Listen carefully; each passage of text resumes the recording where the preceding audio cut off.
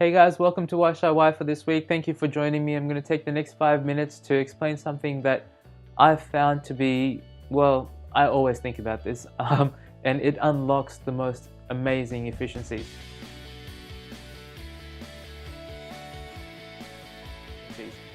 Now, I'm going to take you back into theory for a little moment because it kind of starts there.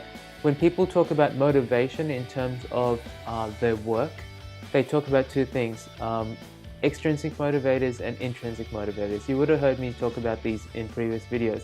Extrinsics are things that are given to us. Paycheck is a really good example of this. A bonus is a good example of this. A nice working environment, physically, is a good example of this. Intrinsic motivators are things that are internal, we give to ourselves. The love of the work we do, an interest in the industry we're in, a fascination with the technology we're using for software, for example. Those things drive us in a way that extrinsic motivators cannot. Now, there's lots of debate across what's more important, extrinsic or intrinsic. I sit in the camp that says extrinsic motivators are must-haves. They're just a checklist. I need to get paid. Yes. I need to be in a place where I feel safe. Yes. I need to be in a place where I'm not freezing or boiling. Yes. Those sort of things is just a checklist. Whereas intrinsic motivators are not so much must-have, but are definitely nice to have, especially if you're sticking around in that organization. One of those things, less like, I guess, a checklist and a lot more like a questionnaire. If someone were to ask you, what are the things that make you happy in your job? You couldn't just checklist this thing. It would be more of a question, extended response. Now, one of the key things that I've found that sits squarely in the middle of, of intrinsic and extrinsic is technology for software developers. The problem is this. In my younger days, I'd have a developer who was reporting to me come back to me and say, hey, Shai, I'd love to have this particular piece of technology. Let's call it the latest version of the headsets, right, that we use to communicate across virtual teams. Straight away, I would say to myself, we've got headsets, they work, why spend more, right? And so I would sort of reject that as an option, or at least till the next budget cycle. The reason why I would think that, and since then I've started changing my mind a lot about this, is that I would see this as an extrinsic motivator. I would see this as I would give you something and therefore you will use it and it's just a checklist item.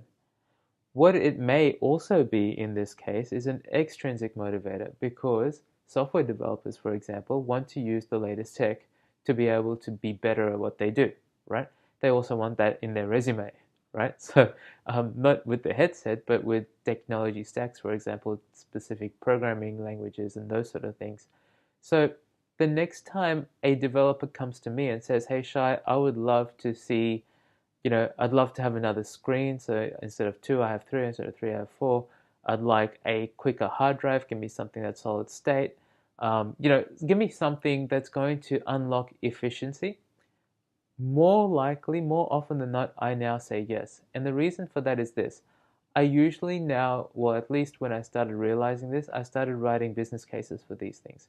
What is the cost and what is the benefit, basically, right? And usually that's at the back of an envelope and it takes all of 5 minutes. So when you guys when I say business case, please don't think like a 20-page extended prose, well-researched piece of articulated blah. No, just grab an envelope or a post-it, write some numbers down, and think about how much efficiency or how much time will be saved by this, right? And then multiply that time by your developer's hourly rate. And let's face it, developers are relatively expensive, so that's going to have an impact. And what will happen is you'll find that that particular piece of tech, unless it's like ridiculously expensive, will pay itself off quite quickly. Okay. In fact, I've been thinking about this recently in different contexts because I do a bit of business consulting as well.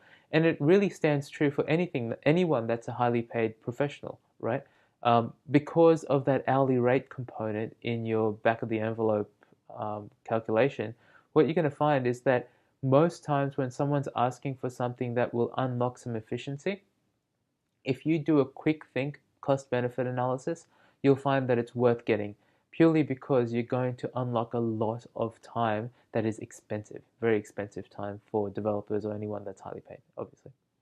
Okay, so next time someone else comes up to you and says, hey, I want this particular item, don't straight away at least think that this is a luxury and that they don't need it. You're right, they probably don't need it, but the things that they might do is it might promote an intrinsic motivation, which you really want to tap into. It will definitely, well, not definitely, but most cases will unlock a whole bunch of efficiency. And the last part of that is you're going to get projects and tasks and stories and user stories out the door a lot quicker because of that. Okay? Cheers, guys. Thanks for hanging out. We'll talk to you next week.